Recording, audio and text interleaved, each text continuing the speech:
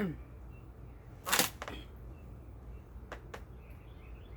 hello. It's time for your auntie to come out and lecture you a bit again. My last video on this topic wasn't exactly the best framed, but it was very heartfelt. And if you haven't watched that yet, I would watch that first before this one because basically this is building on the ideas that I discussed in my previous video. I wanted to talk a little bit about my background with firearms. I grew up in rural West Virginia. My dad was and is still a hunter, deer and birds, mostly birds. Deer kind of an average. If you grow up in West Virginia and you're a guy, you pretty much are expected to go out deer hunting, and everybody does like deer jerky, so anyway. I grew up in a household with guns because my father was a hunter, his father was a hunter, probably his father was a hunter, blah, blah, blah, blah, all the way back for who knows how long.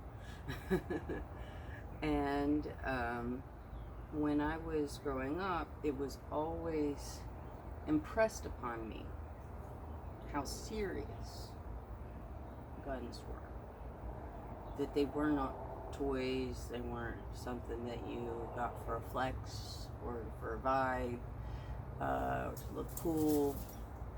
They were tools that were used to kill. That was how I was raised to view guns. That when you point a gun at something, you only do that if you're trying to kill it. That's how I was raised.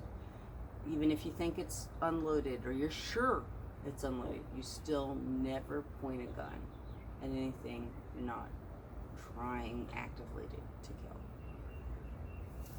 kill. And I think that we watch all these movies where people get like shot in the shoulder and it's just a flesh wound, or they, get shot this way, or we hear stories about people getting shot and surviving, and we lose track of the fact that that's true.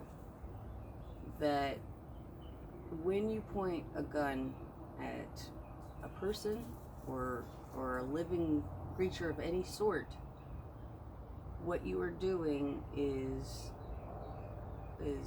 possibly going to end their life, even if you don't intend for that to happen.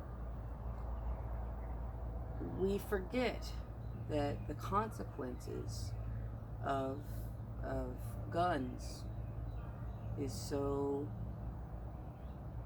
permanent and so terrible that we have to treat them with respect. And I don't think that the modern gun enthusiasts out there really truly always respect firearms the way they should.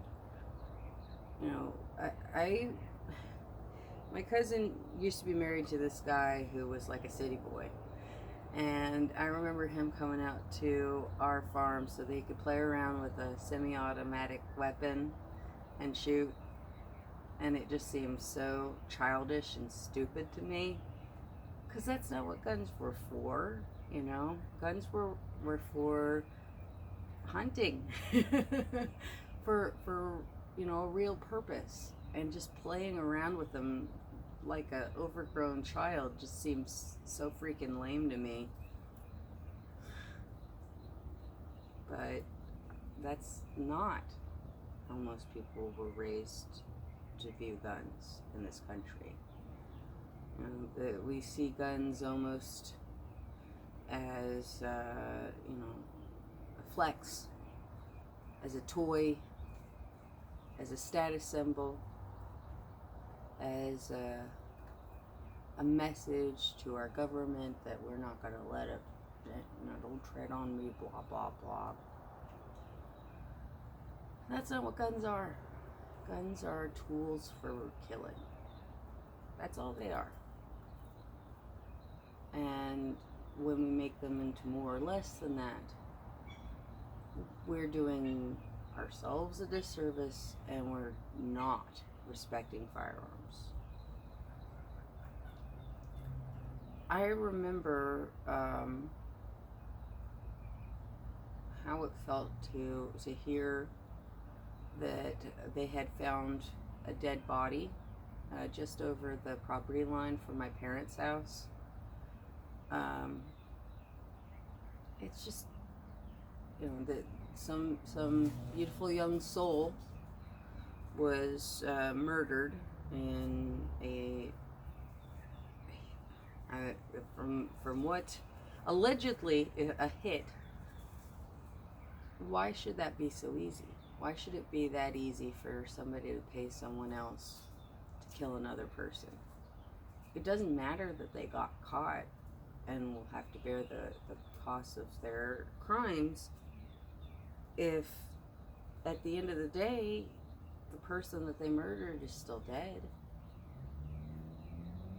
The consequences of misusing guns are so great that we can't keep treating them so casually. We can't treat them like a fashion accessory or like a toy, They're not. I mean, I can't even believe I have to say this, but they're not toys. And you're not going to use them to radically overthrow the government. That's not.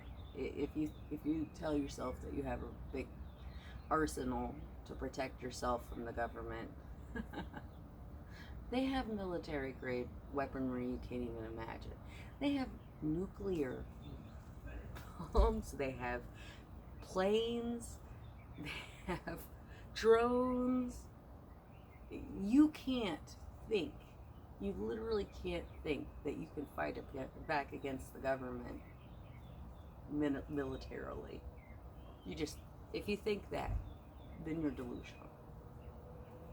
So I don't think that we need to completely get rid of guns in this country. There are other countries that have fairly high gun ownership that don't have these horrible nightmares recur over and over again. We just have to make sure that the people who do have guns know how to use them, how to respect them, how to treat their use with the gravity that it deserves.